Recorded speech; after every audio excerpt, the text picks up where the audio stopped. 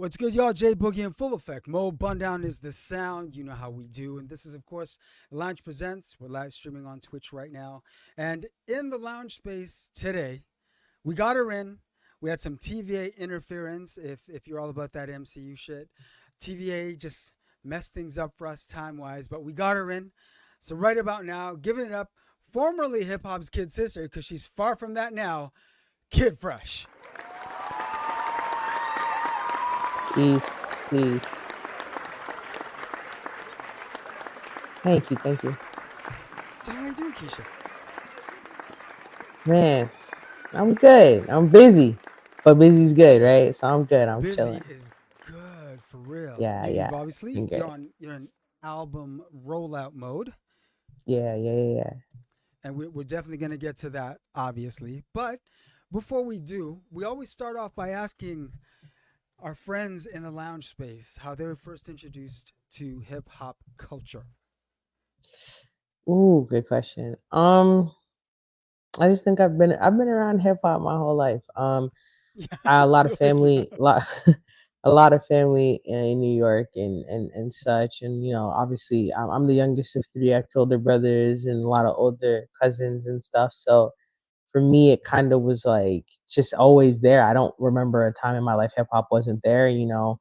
We had cassettes in the house. My mom was always playing WBLK in the car, and on the cassette player in the house and stuff on the boombox and stuff. So, hip hop was just always a part of my life. And I just remember my uncle used to have these cassettes, Mecca and the Soul Brother, and just a bunch of just life after, not life after that. Sorry, Ready or Die, Ready to Die. Just a bunch of classic hip hop albums. We used to have, and we just used to put them in the tape deck and just run it and play it. And then when we would go to the states, we would pick up mixtapes and bring them back. So it was always there.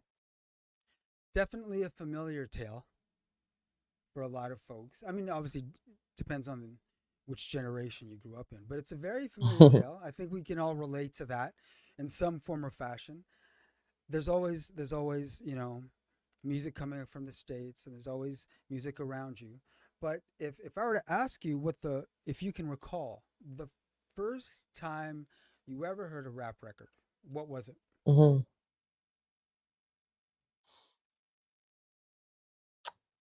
That's a tough one. It's hard to remember, but I can remember the first one I memorized. Like I can remember the first one that Ooh, stuck with me. that's So it was that's the one. Coolio's Gangsta's Paradise. Okay. Yeah, that was Okay. definitely the record.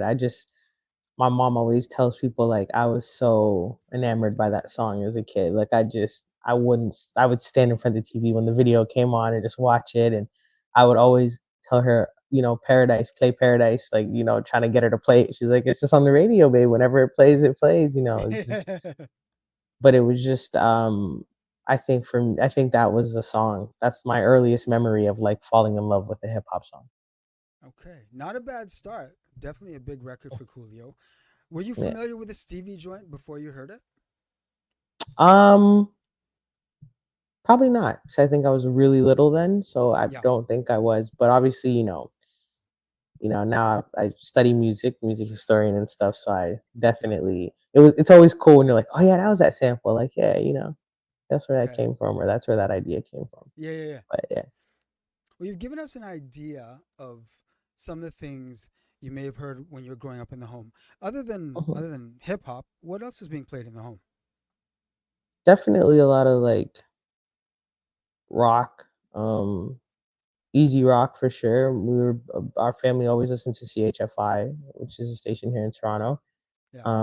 And that played a lot of easy rock. So definitely a lot of that. People are always surprised at the songs that I know from that genre, and it's like, nah, I grew up on that. Soca. My family's West Indian, Hey, Guyanese, of so course. Yes. soca music was very big in our home, and Right. ska and reggae and dance hall and just chutney, because again, Guyanese chutney is very Hey. big in my culture. Yeah, so I love the just like, mention. I love the mention. yeah, so much. There's so many. genres that my parents listen to, especially my mom. She's really big on music. My dad likes Stevie Wonder and Bob Marley, so Bob Marley's my favorite artist. My dad obviously influenced that, just Right. by he. My dad's not a music guy, but he really was a strong believer in Bob Marley's, politics Oh yeah. and just kind of how he viewed the world and how influential he was. My dad is a journalist and a historian, so Yes. it's more Yes. he loved Bob more for his influence and stuff of that nature. Whereas me, I'm like the music and the influence. So that's how I was raised. There you go. Keisha, we're just gonna put a pin on your dad for a moment, okay? Because that's we're gonna bring Okay, that in a couple of minutes. Now, cool, cool. you're exposed to hip hop culture via obviously rap, Coolio, big hand in that. Were there any other elements of the culture that you witnessed where you were like, "Yo, I want to do that too"? Probably DJ. Okay, Probably okay, definitely, okay, okay. definitely, definitely DJing. Definitely DJing. Cause in high school, and even before high school, so grade 7, we started throwing house parties. Like my friend's parents were real cool, and so we would throw house parties at her house. And her dad was like, "I'm not standing downstairs DJing for a bunch of kids all night." So he actually taught me how to use his CDJs and DJ so that I could, Hey, we could have the parties. So what I would do, because at the time, like Bluetooth speakers and stuff wasn't really a big, like they no, weren't. I don't even think they were even out yet. So no. what I did was, I would stay up all night and make mixes, burn CDs. I've so many. I still have them. Actually, I found a bunch of them the other day, over 100 of them. I'd make CDs of all kinds of music, and then, and that's how I started playing music, CDJs. CDJs full of joints that you downloaded via, you know, Limo, yeah, our yeah, favorite file sharing sites. yeah. We all know. Yes, Yeah, most definitely. So you discovered the culture through proximity. yeah, Now, yeah, for sure. something about the culture spoke to you. Something said, "This and you are meant to be." What was it about the Mhm. culture that spoke to you? Um, I just thought it was so cool, yo. I thought, for me, I know better now. But rappers, I used to think rappers were the coolest people in the world. And I still feel that way a little bit. But back Yeah. then in the '90s, in the early '90s, oh man, I thought that rappers were just the way that they were able to express themselves, like they just seemed like the coolest people of any genre. Them and dancehall artists to me were always like the two coolest people of any genre. They're like the rebels, the bad boys, and I always had that streak in me where I was like a rebel. I always wanted to be, go by the exception of the rule. Like I was always on the contrary. That was me growing up as a kid. She talks too much. Teachers always tell my mom she never raises her hand. She yells at just always. I like disruption. I don't like. I Hey. never used to like order. So Yeah. when I felt like that was hip hop, like it was. There's no order to this. This is so cool. You just do what you want to do, and you're free and you have fun. So at a very young age, I felt that and I saw that, and I remember being 9 years old and articulating very clearly to my mom, I want to be a rapper. Like, this is what I want to do in my life. Like, I want to rap. So, yeah, man, it was just the appeal of just the overall way that rappers carried themselves and what they stood for. I think that pulled me in. There you go. Let's go back to that conversation you had with moms when you said, "I want to be a rapper one day." I'm sure when you were 9, she was like, "Oh, sure, yeah, sure, why not?" But once you knew you were going to take it seriously, once you knew that this is it, I'm doing this. What was that conversation like? Hmm. So that conversation happened at 12. So Oh, because at 9, yeah, at 9, when I said I want to be a rapper, my mom took me very seriously. It was like, okay, like how do we get it done? So right. when I was 12, she basically challenged me. She said, let me see your dedication to it. So I would write every single day. Every day I wrote. I'm writing to Ti songs. And at the time, like, instrumentals weren't easily available like they are now. You didn't Right. have YouTube and stuff. So you're writing over them rapping on their beat. You know what I mean? Like, Yeah. I'm Yeah. always writing and writing and writing. Yeah. So and then by the time I was 12, I said, like, I'm ready to go. Like, I want to record it. So, I got a reference from T minus to a studio in Pickering, and she took me. She took me to the studio, paid for studio time, and the rest literally is history. Because from that very day, I'm like, she knew and I knew, like, yeah, this is what I'm gonna do. I So love that. I yeah. love that. I love that moms knew and Oh moms yeah, took it yeah, she knew. seriously. I love that because for many, it's a different conversation. Oh yeah. It's especially if you're coming from certain backgrounds, especially immigrant families. For a Hmm. lot, for a lot, it's like, oh, so you're gonna do that now, huh? Okay, well, after you get that degree, then you go ahead and Yeah, rap all you like. yeah. Then you can play around. Yeah, yeah. It's Right, true. right. It's true.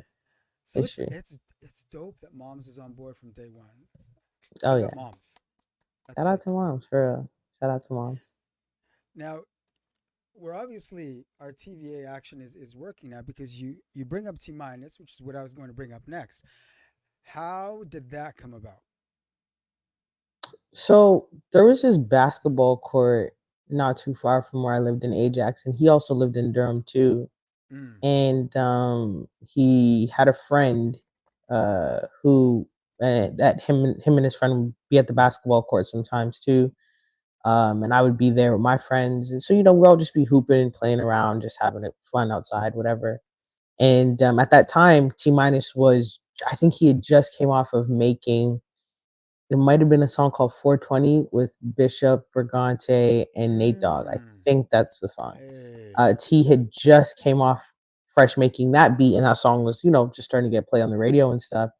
And so I just remember saying to him, like, hey, I want to rap, like, I want to be a rapper, and I just wanted to know, like, if you can point me in the right direction, like, what can how can I record? And he sent me to this studio. At the time, I think it was called Danny Boy. I don't know, probably it's not open anymore, but it was a studio in Pickering. His friend Logic was the engineer there.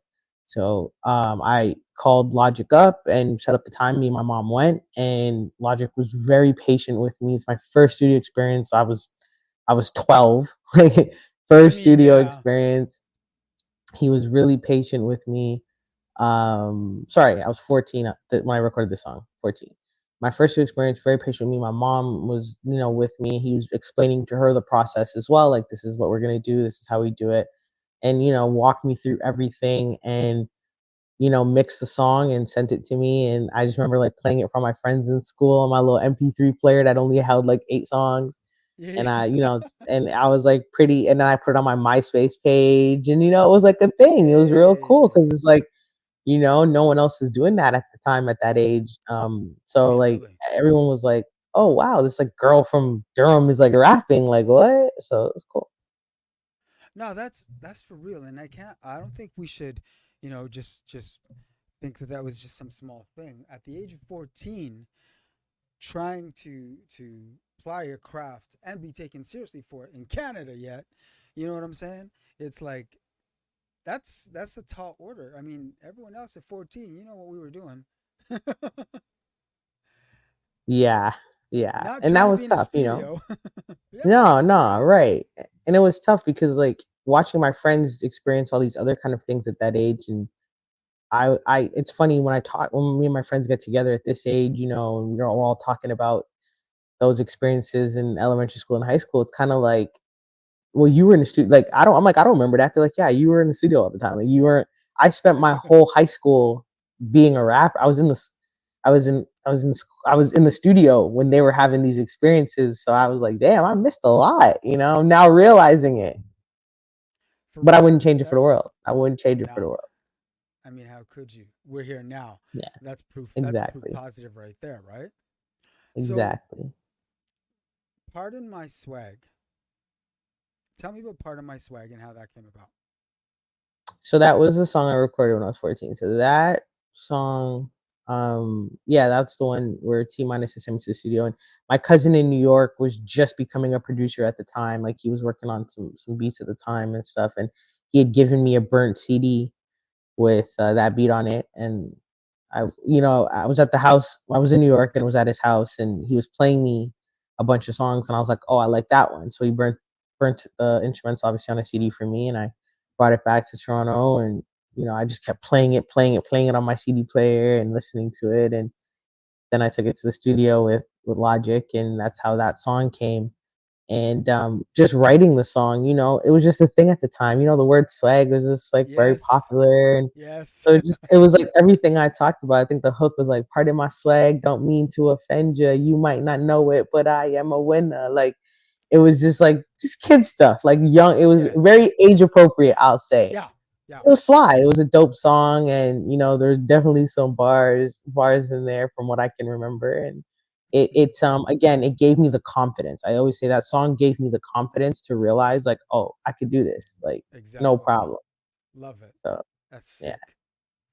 So when you were spending all this time in the studio and really really trying to take this seriously, were any of your homies also comparatively thinking, "Yo, I think I want to do this too," or "I think I want to DJ too," or were you more like the odd person out in your peer group?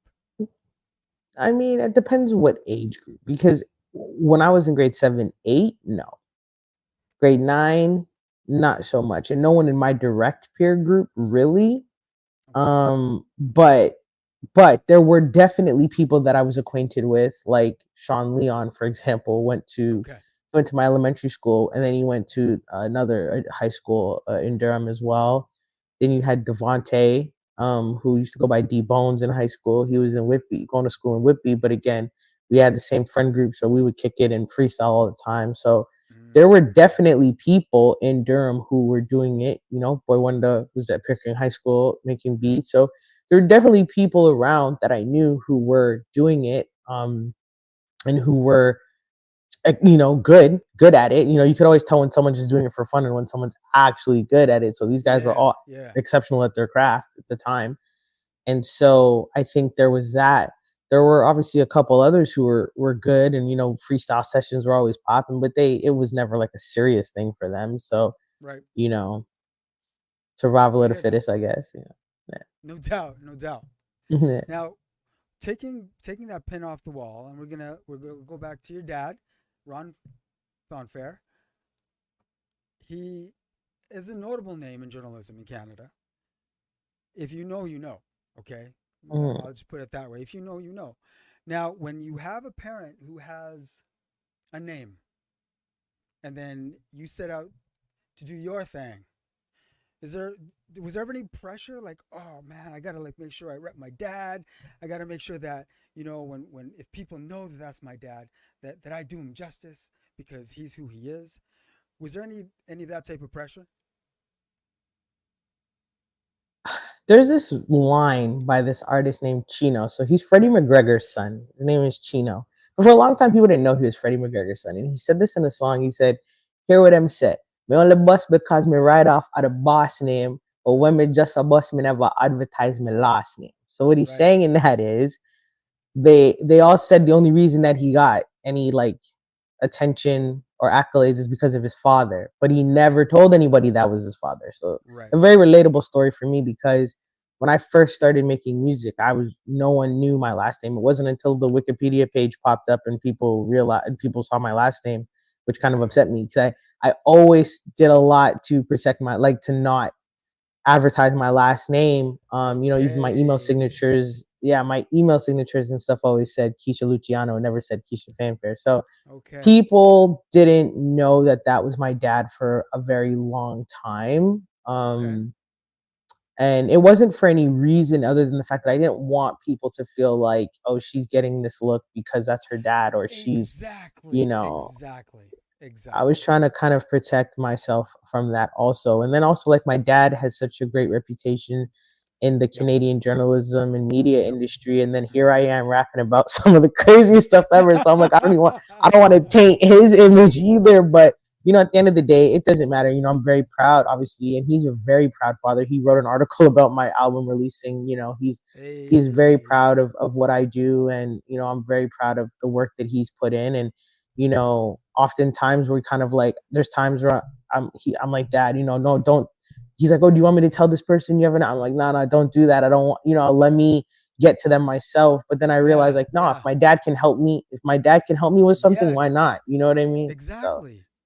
Yo, yeah. that's what we're there for. If we can help, our children come up in some form or fashion, damn Skippy, we're gonna do it. We're gonna call, Yeah. we're gonna pull those cars like, hey, brethren, just Exactly. just help out a little bit. Yeah, all right, cool, cool, cool. Yeah. Try as Yeah. a father, trust me, that's what we're gonna do, all day, Hmm.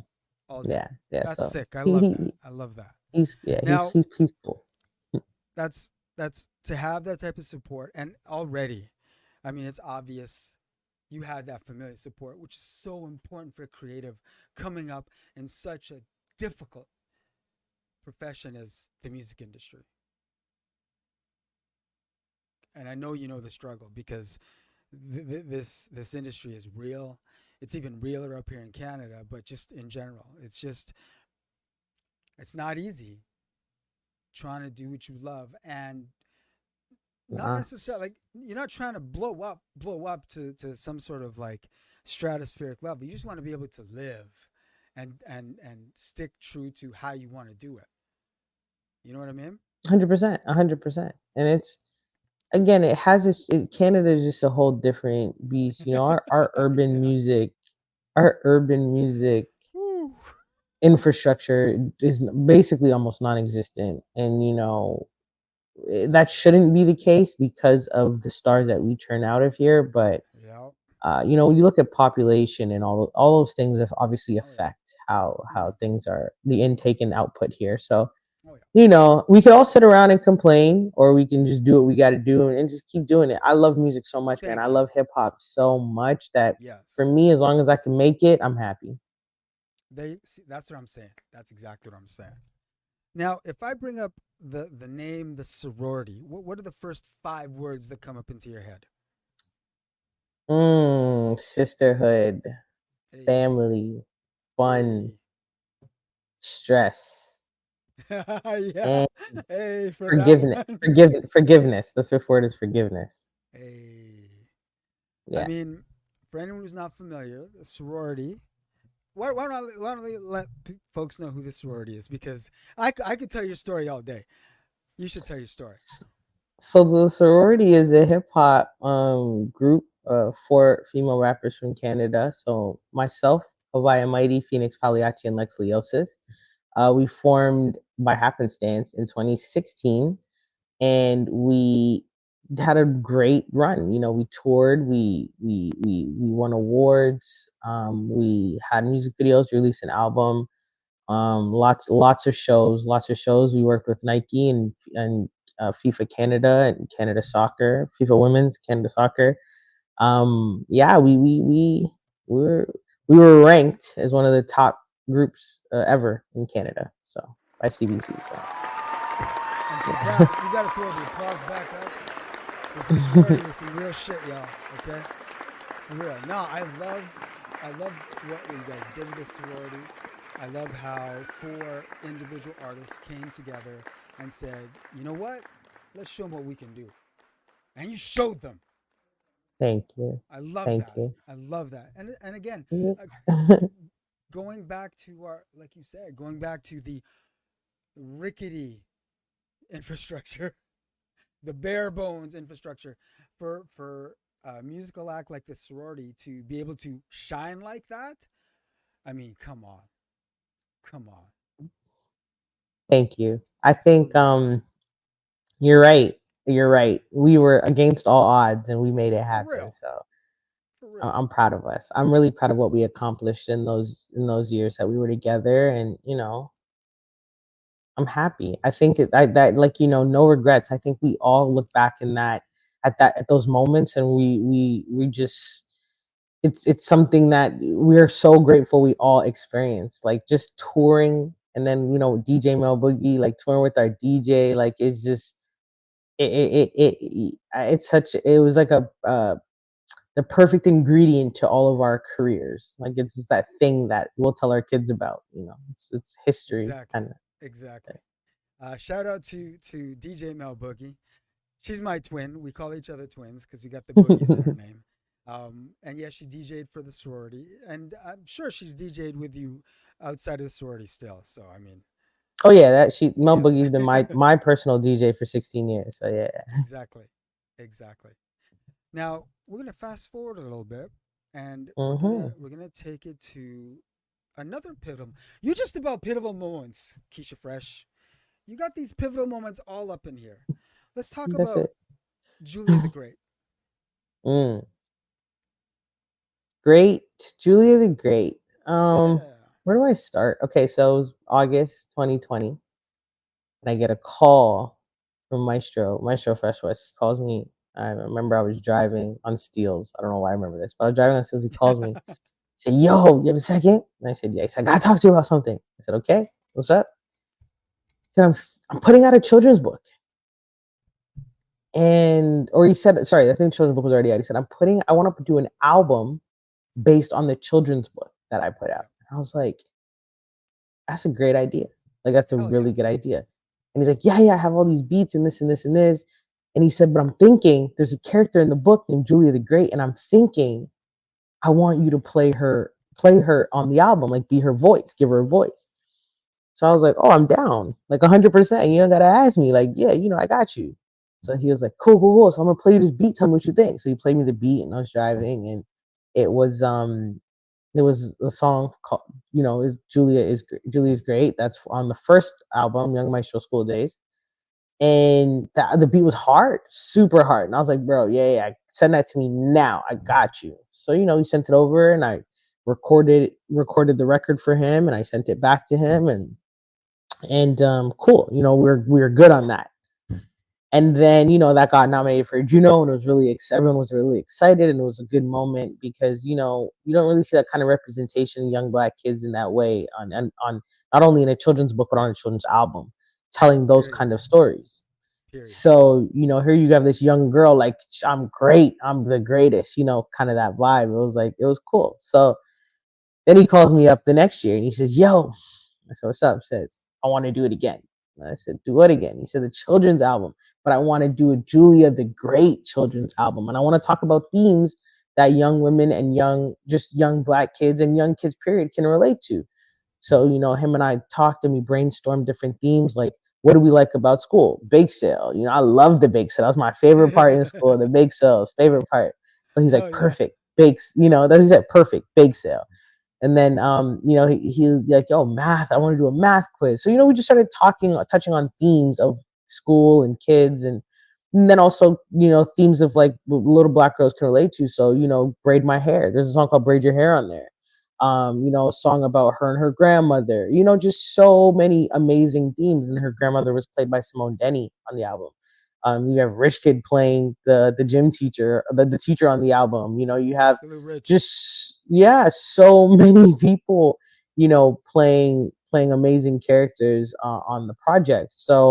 Um, we did that album, and I recorded it in the guest bedroom in my home where I kept my studio set up. So it was 3 o'clock in the morning, and him and I, yo, did you like that ad lib? Want me to do another ad lib? Like one more word? Okay, and I'm yelling words into the mic and sending him, pieces, and the engineer brought everything together, and we got nominated for Juno for that album. And that was my first official Juno nomination, and it was a surreal experience because first and foremost, this is a collaboration album I did with the Godfather of Canadian hip hop. Like that in itself is a feature. So Thank you. it just, yeah, it was an amazing experience, and I'm grateful for it. Let me just put that into perspective just for one quick second. Maestro asking you to do this with him. Not many people can say that. Okay, not many people can say that.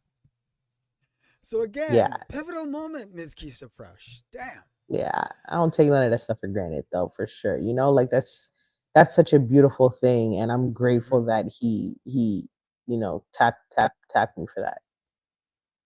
You know, it's a beautiful thing. This record I listened to called "Pretty Boys Break My Heart."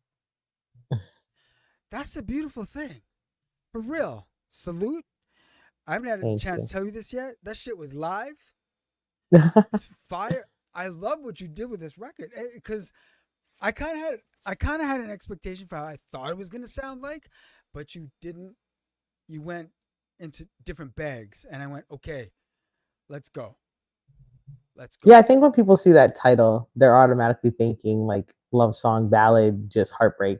I think that's automatically what everybody's going to think. Of course, you know what I mean. Yeah, The title, and all of the promo leading up to it would suggest that. But you must, if you know me and you've been a fan for a while, you must know that I will not give you an album without giving you some real bars. Because you always have to remind people. I like making songs these days. I've done a lot of rapping in my life. I like making songs that just can thank are you. relatable.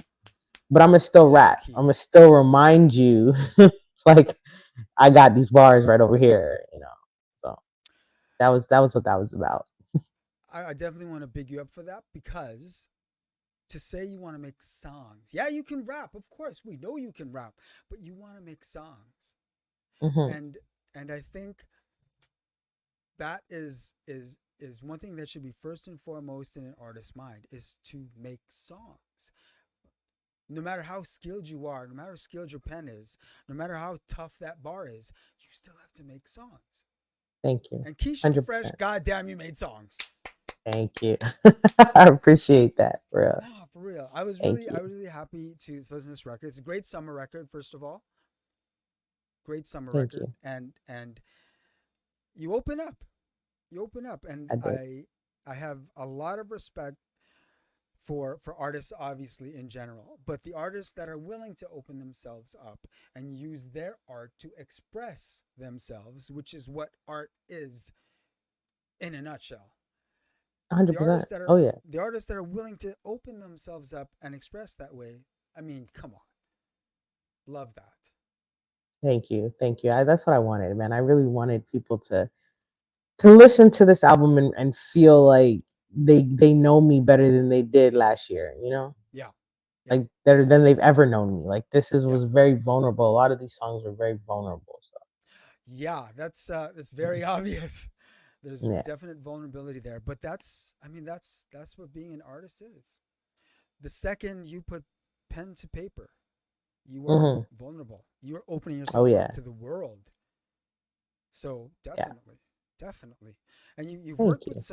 some good people on this record as well. Definitely wanna big up Tona, Brethren, killed it on Cathedral. You both killed. Yeah. There's very nice marriage of bars there. Thank you. I talked to Tona right quick a couple of days ago, and he said that you're a passionate, dope ass writer and a student of the genre. That's what he said. That's what he said. I appreciate you, That's man. full Thank you, ass credit right Tona. there, That's my for real. bro. I appreciate him, man. Thank you. He knows I feel the same about him. Tona, working with Tona, it's it's it's such a mutual respect that exists. Really Mm, a brother sister relationship. There's very few people in the music industry that I really let in, or you know, you know people, or some people just are acquaintances or collaborators, but Tona really is family. Like that's really yeah, big, bro. So I'm grateful. I appreciate those words. for real. No, for real. You guys definitely cooked. Um, going back to Mel, Mel said that you are a dope lyricist and you can hold your own as a female MC without solely relying on her sexuality. She has Wait, you bars. got quotes from all these people for real? Yeah, What? dude, come on now. It's journalism. Let's go. Yo, that's fire. Okay, thank you. Yo, that's she, that's she said she has bars and an understanding and respect of the culture. wow, wow. That's beautiful. I really do appreciate for saying that because you know I'm a student of her. For being Hey, really honest, that's a mentor to me. That's my big cousin. So at the end of the day, it's just really me. I'm a student of Mel Boogie, and I always tell her all the time, like you're my hero. Like I look up to you a lot. So fuck yes. Nothing but love from yes, Mel Boogie up here. Don't know. For thank real. you. That's Um, dope. The album is out now. Do you have any visuals that are up for people to view right now? Not yet, but they're on their way. We're filming it. Okay. We have some Okay. shoots coming up in the next couple weeks. Yeah. Okay. Sick, sick, sick. Because we got to see those visuals. Oh yeah, they're coming. The visuals are so clutch for marketing now that you know what I mean. It's just it's that real Oh yeah, because for sure, for sure. social media has such an important part in selling music these days. It's obviously not the only way, and one would hope that artists wouldn't rely strictly on social media to get product out there. But I've looked at your social media game, and I think you get it. I I think you try get it. one too. Do I love it? Like, do I? I just want to make music, Does but anyone like I guess marketing? yeah, yeah. You gotta be content creators now, so no Hmm. problem, no problem. You just gotta adjust. And that's something that artists who came up in the 80s or 90s and and maybe even into early 2000s weren't really worrying about, not like how artists are worrying about it now. And some artists are really wrestling with the having to be a content creator aspect of being an artist. A lot of them actually are wrestling with it. Mhm. You and it's just, you don't have to do it all yourself. If you've got folks in your corner, you don't have to put all that on your shoulders, the content creation part. As long as Right. you've got people around you who can help you with that, it'll put less pressure on you as an artist I to agree. yeah. I agree uh, for sure. Definitely. And obviously, you get it. Your social media game, I can tell you get Thank you. it. Thank you. Well, yo, Keysha, I really want to thank you for spending some time with us in the lounge space today. Mm. I hope it's not the last time we have you on, because this is such a dope episode. I had a feeling that this was gonna work out. Anytime I'm looking forward to an episode, I always try to feel out how I think it's gonna go with whichever artist. But I was kind of feeling good about this one, and it turned out exactly the way I expected to. So I want you to know that anytime you got something popping, it's an open door policy. There's literally a seat here with your name on it, right there. It says it, Keysha Fresh. Anytime you got something popping, you just hop right in that chair, and then we just get right to it. Awesome. I'm looking forward to it. This is a dope conversation, and I really appreciate you having me. Oh, respect. Thank you. Thank you very Mm. much. And thank you for spending time with us today. The album is out now. Is it available for purchase yet? Yeah, on iTunes, available for Thank you. purchase and streaming as well. Excellent. And it's on Because if you Bandcamp, I stream think it, too. there you go. Mm. Because if you stream it, you should buy Yeah, it. good job. Buy I that like that. record. Keysha Fresh, thank you once again. Until we have you back up in here again. Thank you. Respect.